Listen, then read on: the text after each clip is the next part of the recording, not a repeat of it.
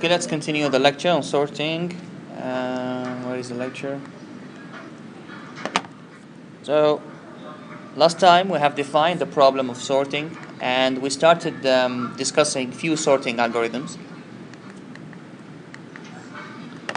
So, we said that what we want to do is we have as input a sequence of elements, and we want to order these elements according to their keys from smallest to largest. And in this lecture, the type of elements we are going to consider are integers, and the type of sorting that we are going to consider is increasing order sorting. We've seen some useful applications of sorting, and we started by selection sort, and then we found out that selection sort is a quadratic sorting algorithm. It has a nested loop. The next thing we've seen is insertion sort. Insertion sort again is a quadratic sorting algorithm. It has a nested loop as well.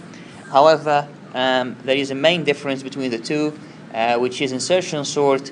The best case behavior of insertion sort is linear. So if we give a correct an input in the correct order to insertion sort is going to have a big O of n complexity, and that's because the inner loop of insertion sort does not move if the sequence is already sorted. Now, it's not very useful. I mean, or the results might seem not very useful. I mean, so what if the input is sorted already? I mean, we don't need to sort it anyway. However, the result is useful when we consider nearly sorted input. Sometimes when the input is nearly sorted, we will see an application of that towards the end of the lecture. When the input is nearly sorted, so lots of items are sorted, but few of them are not in the right order, then insertion sort is very useful because the complexity is going to be almost linear. So that's a nice property of insertion sort. And we will see use of that property towards the end of the lecture when we try to combine sorting algorithms. So after we've seen these two quadratic sorting algorithms, there are other quadratic sorting algorithms, by the way, like bubble sort, for example. After these two quadratic sorting algorithms, we started looking at log linear sorting algorithms, and the first one we have seen was merge sort. We said merge sort is a divide and conquer algorithm. It basically divides the sequence to be sorted into smaller parts, and continuously divide the sequence into even smaller parts until we reach parts of size 1, and then we start merging these parts. And the trick is in the merging process, because when we merge two subsequences, we actually put them in order while we are doing the merging. So we have seen how it works. We split, that's the divide stage, and then combine, merge, and that's the conquer stage until we get the sorted sequence.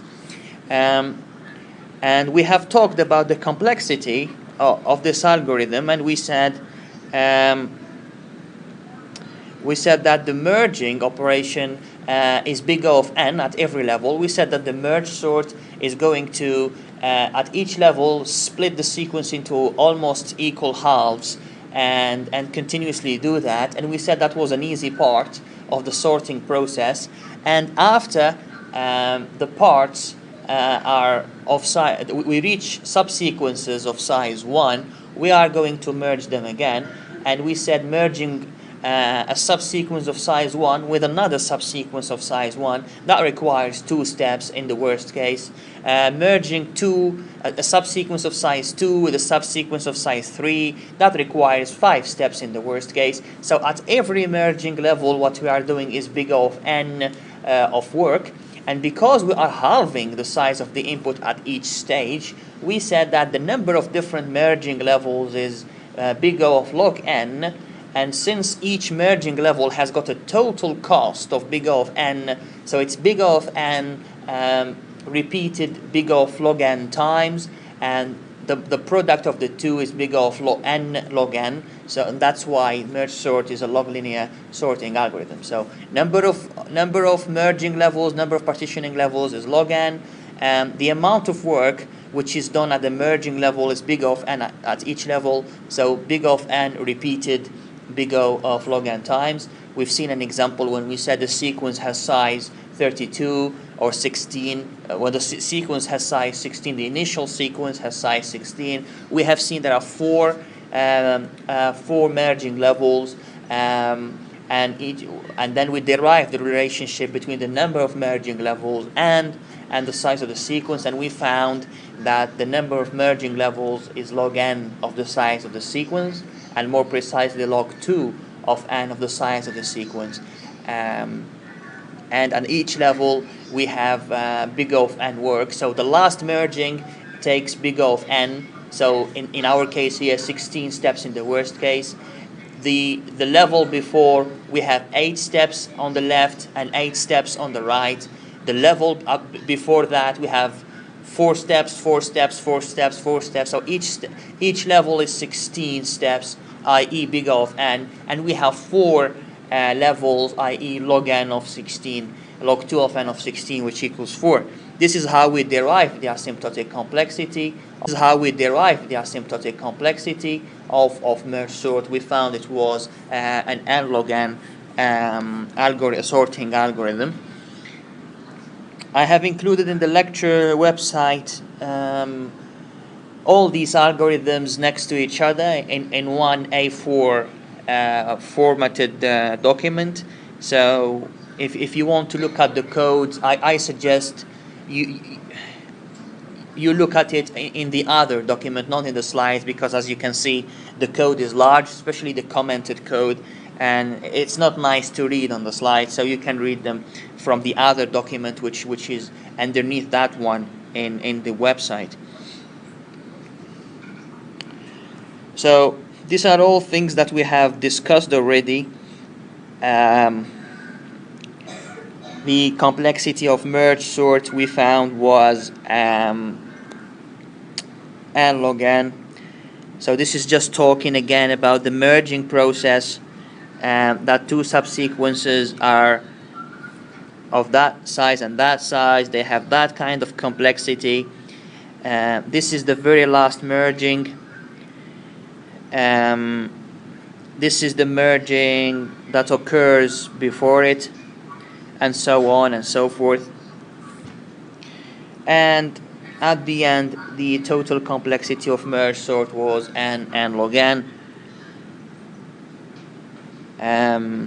So it's a quadratic, it's a log linear sorting algorithm.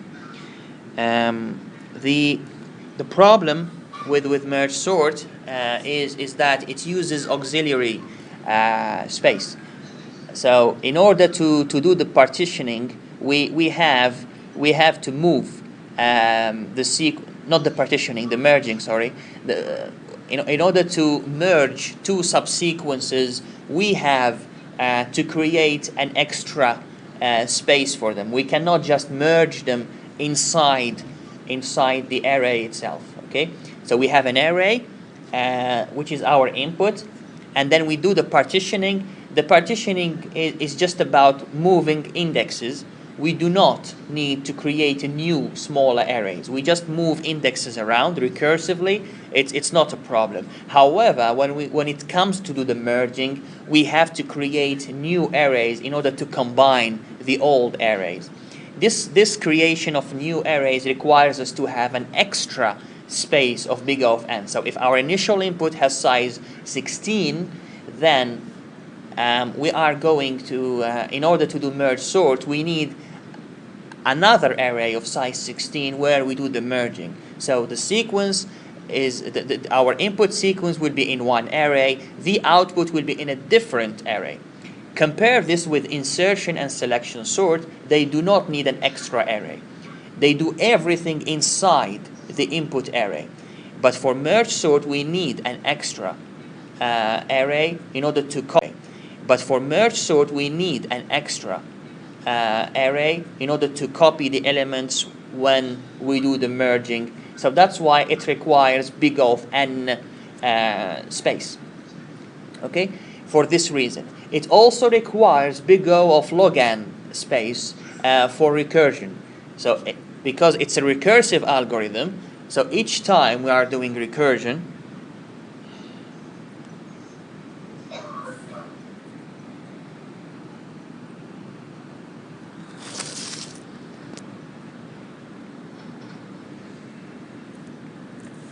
okay, so merge sort is the recursive algorithm, so it starts here, it merges array, and then it recursively merges the first part and the second part, and then it recursively merges the first part of this and the second part of this, and then it recursively merges the first part of that and the second part of that, and we said and we said how many levels do we have here? So that's 1, 2, 3 until, no, it's not n levels. If the size of the array is n, how many levels do we have?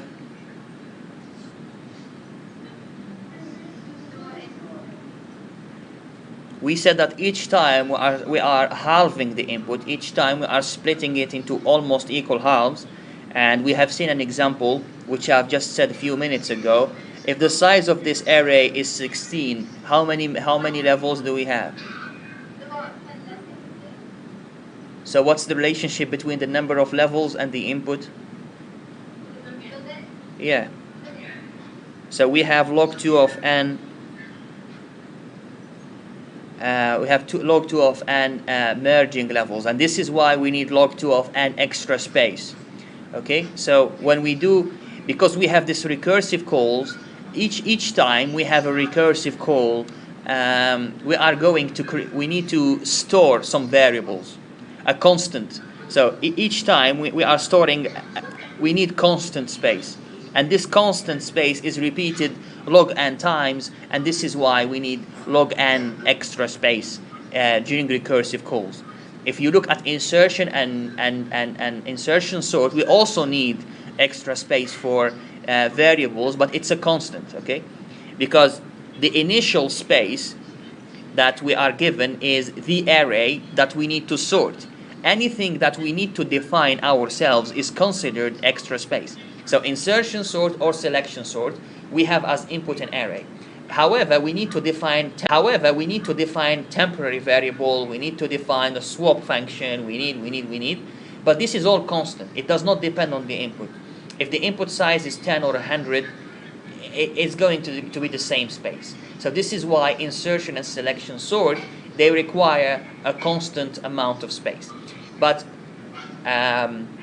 merge sort requires a constant amount of space in every recursive call. Because there are big O of log n recursive calls, then the amount of extra space needed in merge sort is log n log 2 of n of space in recursive calls, plus the big O of n, which is required for what?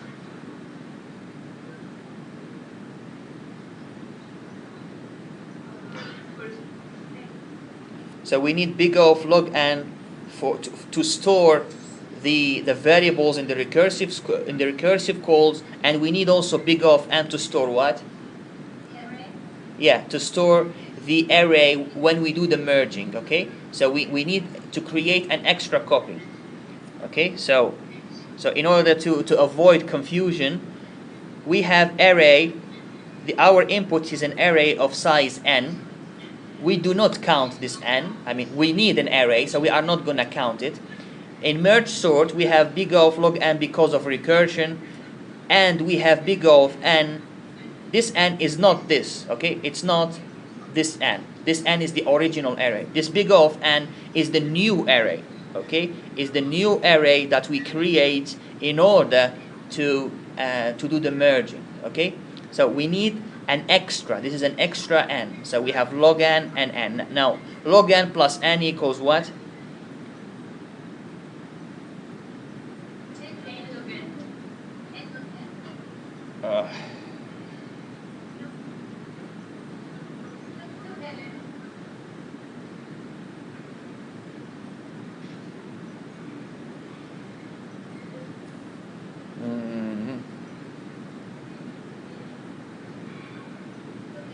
Log n times n equals what? And log n plus n is the same thing? So what does it equal? No, it doesn't.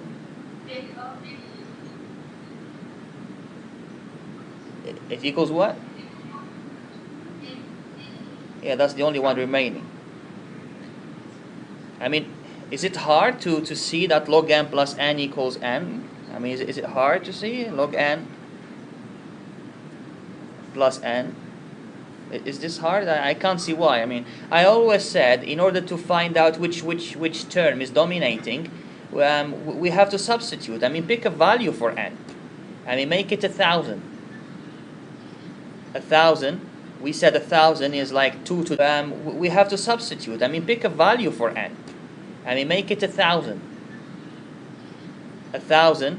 We said 1,000 is like 2 to the 10. And log.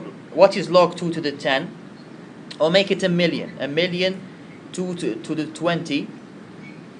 Okay, so 1,000,000 is 2 to the 20. And so what is log 2 of 1,000,000? So it's 20 plus 2 to the 20. I mean, so which one does it? Obviously this one is going to dominate. This is a lot larger than this. So log n plus n gives you n. More precisely, big O of log n plus big O of n gives you big O of n.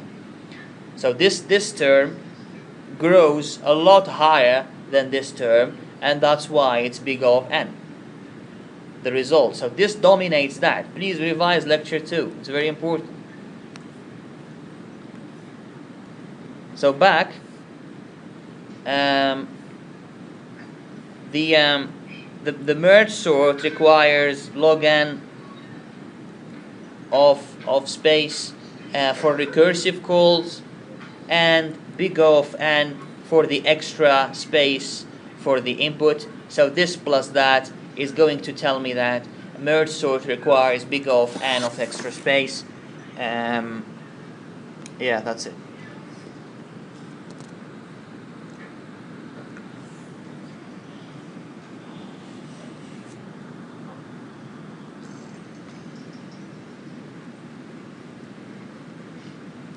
So what are the good things about merge sort? It's easy to describe. It's not hard. It's easy to understand. It's even easier to understand than insertion and selection sort. We are just dividing sequence and then merging them. It's nothing that requires any kind of extraterrestrial intelligence. It's very easy. It can be parallelized. Okay. If we have more than one processor, then we merge when we partition the sequence into two subsequences. We send one subsequence to one processor and the other subsequence to another processor, and then this processor is going to send half of its sequence to another processor, and so on. So if we have a lot of processors, the merge sort can be parallelized efficiently. This is something you cannot do with selection sort or insertion sort. They cannot be parallelized. I mean, in their format, the way we have seen them. However, merge sort, if we have more processors and we know how to program it so that each processor is handling one subsequence, then everything can be done at the same time. Because right now, if we use one single processor, what happens is we need to finish one recursive call before going to the next recursive call. But with many processors, there will be two processors process recursive call. But with many processors, there will be two processors processing two recursive calls at the same time. So it can be parallelized efficiently. It also has this property that worst case equals average case equals best case. It's all big O of n log n, and that's because we are always halving the sequence. So the depth of the partitioning equals the depth of the merging equals log n, and the work that we do at the merging level is always big O of n. So it's always going to be big O of n log n. So whether we give it a best case or give it an average case or a worst case input, it has always the same timing. This is useful in dependable systems where we need predictability. Sometimes when we write programs for things like real-time systems or usually dependable systems in general, we would like these systems to always have, or a program to always have the same execution time. We don't want the program to deviate from particular execution time very, very far or substantially. So it's a nice property in certain kinds of system. The problem with merge sort is we need big O of n extra space, as we have seen, and also there is a high constant factor.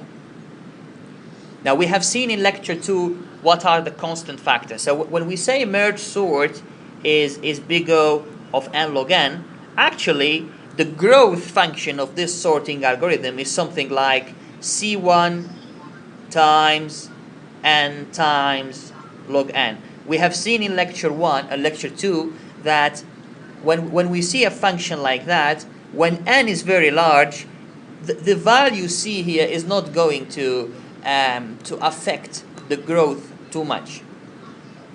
Okay? We said things like 5n squared, we are going to drop the 5 and just consider n squared. So if this is like 1000 n log n, we are going to drop the 1000, which is c, and just have n log n. So when we say